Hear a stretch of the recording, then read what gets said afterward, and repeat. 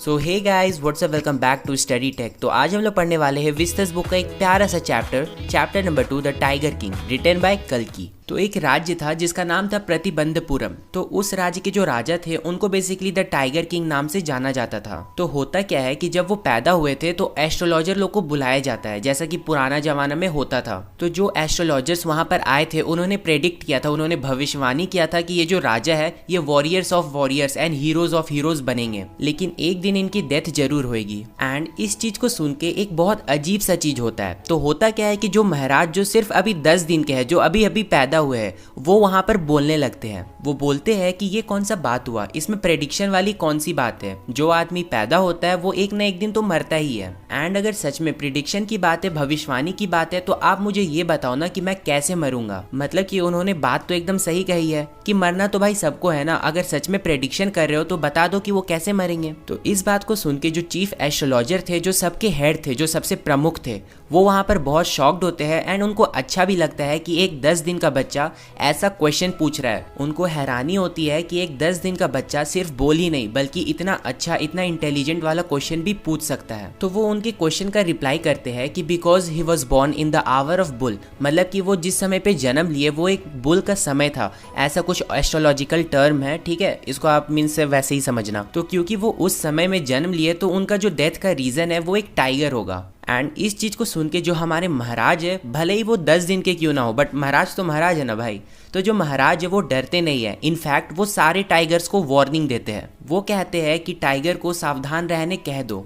मतलब कि एक 10 साल का बच्चा एक खूंखार टाइगर को धमकी दे रहा है। शाबाश बेटा, बहुत बढ़िया मुन्ना। खैर कोई ना, आगे बढ़ते हैं। क्राउन प्रिंस बड़े होने के साथ साथ टॉलर और बहुत ज़्यादा स्ट्रॉन्ग भी बनते गए। एंड बाकी सारे इंडियन प्रिंस की तरह ही इनको भी इंग्लिश में पाला पोसा गया, इंग्लिश में ही बड़ा किया गया। सब कुछ इंग्लिश था। वो इंग्लिश मूवीज देखते थे, उनकी नानी भी इंग्लिश थी, उन्हें इंग्लिश में ही पढ़ाया गया था एक इंग्लिशमैन, एक फॉरेनर के द्वारा। एंड यहाँ तक कि वो एक इंग्लिश काउ, मतलब कि एक फॉरेनर गाय के दूध को ही पीते थे। एंड जब वो 20 साल के होते हैं तो उनको ऑफिशियली वहाँ का राजा बना दिया जाता है। एंड फिर धीरे धीरे वहाँ के जो लोग थे वो उन एस्ट्रोलॉजर्स के प्रेडिक्शन के बारे में चर्चा करने लगते हैं।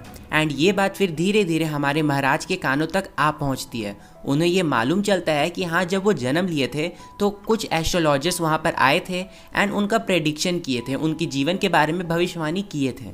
तो प्रतिबंधपुरम में बहुत सारे ऐसे जंगल भी थे जहाँ पर बहुत सारे टाइगर्स रहते थे।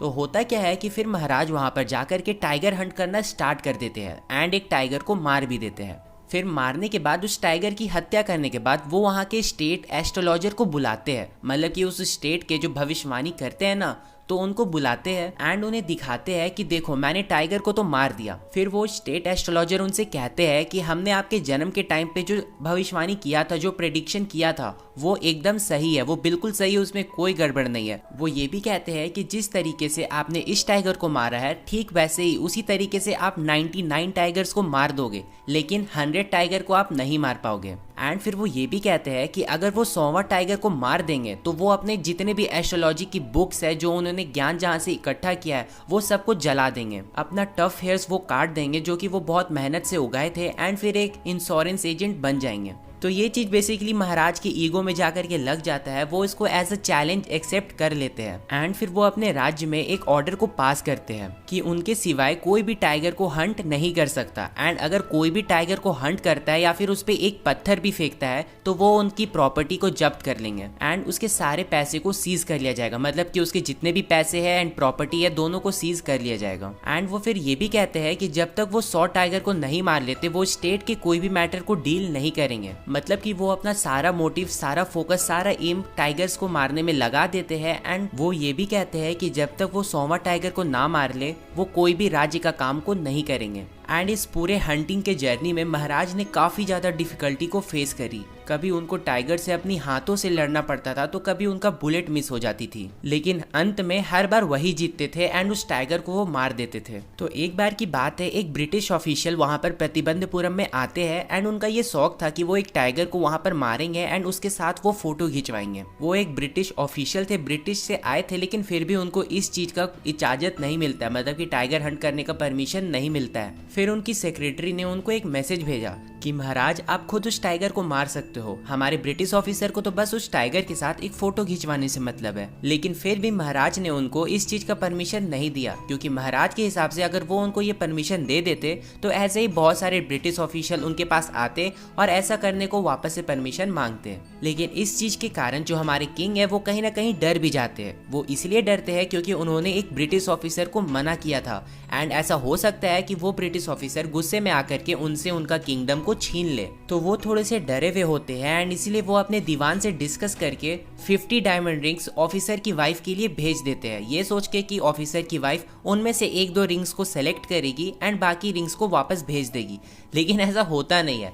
जो ब्रिटिशर्स लोग तो ऑब्वियसली लालची होते ही है, तो उनकी वाइफ भी 1-2 रिंग्स के बजाय उन्होंने सारा 50 रिंग्स मतलब कि पूरा का पूरा रिंग्स ही अपने पास रख लिया। एंड इसके बदले में वो एक मामूली सा थैंक यू लेटर भेजती है किंग के लिए।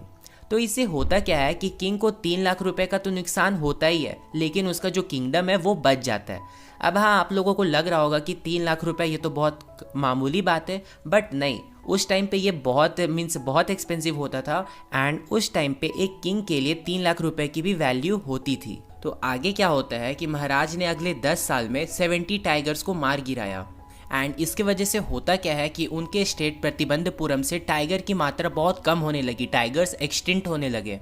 एंड फिर महाराज ने दिमाग लगाया, उन्होंने अपने दीवान को बुलाया और उनसे कहा कि उनके लिए एक ब्राइड को ढूंढ के लाओ। एंड वो ब्राइड ऐसी स्टेट की महारानी होनी चाहिए जिस स्टेट में टाइगर्स का पॉपुलेशन बहुत ज्यादा है। मतलब कि महाराज के दिमाग में ये चल रहा था कि वो किसी ऐसे राज्य की राजकुमारी से शादी कर ले जिस राज्य के जो टाइगर्स का पॉपुलेशन है वो बहुत ज्यादा है। तो शादी के बाद वो वहां पर जाएंगे और टाइगर्स को मारेंगे एंड अपने मिशन को कंप्लीट कर लेंगे। तो फिर ऐसा ही होता है। एंड उसके बाद जब भी वो अपने फादर इन लॉ से मिलने जाते थे तो वो उस राज्य में 5 से 6 टाइगर्स को आराम से मार देते थे।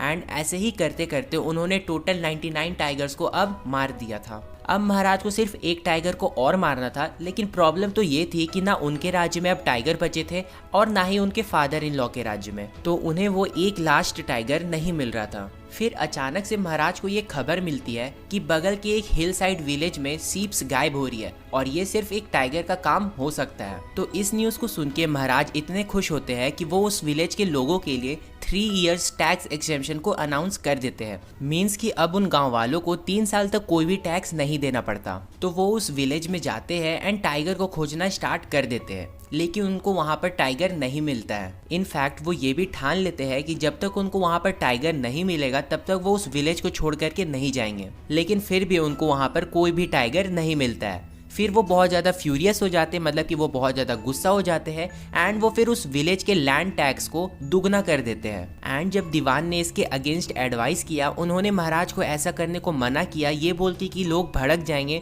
उनका राज्य शासन गिर जाएगा। तो उन्होंने दीवान को ही रिजाइन करने बोल दिया। दीवान ने खुद के लिए मद्रास के एक पीपल पार्क से एक टाइगर को ऑर्डर करके मंगवाया था और अपने हाउस में छुपाया हुआ था। एंड फिर वो जब ये चीज़ होता है, जब महाराज उनको रिज़ाइन करने को बोल देते हैं, तो वो अपने आप को बचाने के लिए, अपनी जॉब को बचाने के लिए वो एंड उनकी वाइफ आधी रात में उस टाइगर को अपने कार में रखते हैं एंड उसे ले जाते हैं उस फॉरेस्ट में जहाँ पर महाराज पहले से थे, जहाँ पर महाराज उस टाइगर को खोज रहे थे। अगले दिन महाराज को वो टाइगर दिख जाता है एंड फिर वो एम लेकर के अपने गन से उस टाइगर को ठोक देते हैं, मतलब कि शूट कर देते हैं। वो टाइगर वहाँ पर गिर जाता है एंड फिर महाराज बहुत ज्यादा खुश हो जाते हैं। फिर वो वहाँ पर ऑर्डर भी करते हैं कि वो उस टाइगर को अपने राज्य के कैपिटल में एक ग्रैंड प्रोसेशन में लेके आए, मतलब कि वो उस टाइगर के बॉडी को वो अपने राज्य के कैपिटल में एकदम धूमधाम से लेके आए ताकि सभी लोग उसको देखें एंड ये समझ जाए कि हाँ, महाराज ने 100वां टाइगर को भी मार गिराया। एंड फिर महाराज इस ऑर्डर को देने के बाद वहां से चले जाते हैं। फिर वहां पर मौजूद कुछ हंटर्स ने ये नोटिस किया कि जो टाइगर महाराज ने मारा है वो थोड़ा थोड़ा मूव कर रहा है, मतलब कि वो अभी पूरी तरीके से नहीं मरा है, बल्कि वो थोड़ा सा बस फेंट हुआ है। एंड ऐसा इसलिए होता है क्योंकि जिस बुलेट से महाराज ने उस टाइगर को शूट किया था वो बुलेट उसके बॉडी के नज़दीक से पार हो गया, मतलब कि उसकी बॉडी से टच हुआ लेकिन वो अंदर तक नहीं गया, वो साइड से ही पार हो गया, जिससे बस उसको थोड़ी सी चोट लगी, वो फेंट हो गया एंड जमीन पे गिर गया। बट वो मरा नहीं।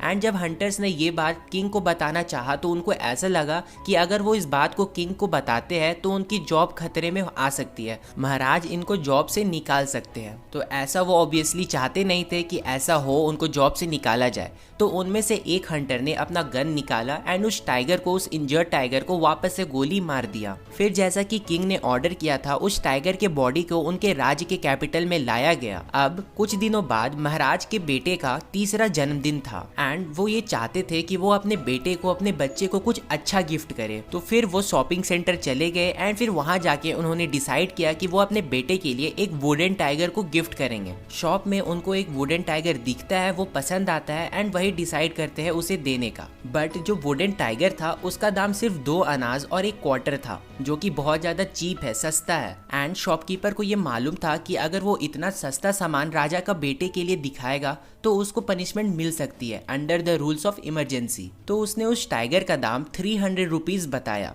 फिर महाराज को वो पसंद आता है, वो खरीद लेते हैं एंड फिर अपने घर में चले जाते हैं। फिर घर जाके महाराज ने एंड उनके बेटे ने इस टाइगर के साथ खूब खेला। तो अब अगर हम इस वुडन टाइगर की बात करें तो इसकी वुडन सरफेस बहुत रफ थी, जगह जगह पर छोटे छोटे लकड़ी के टुकड़े बाहर निकल के आ रही थी जो दिखने में क्विल्स की तरह लग रही थी। उसका फिनिशिंग एकदम बेकार था एंड ये साफ पता चल रहा था कि ये किसी अनस्किल्ड कारपेंटर ने बनाया है। तो उसमें से एक लकड़ी का टुकड़ा जो कि काफी ज्यादा पॉइंटेड था, वो महाराज के राइट हैंड में आकर के लगता है एंड वो अंदर घुस जाता है, मतलब कि वो महाराज के हाथों में पियर्स हो जाता है।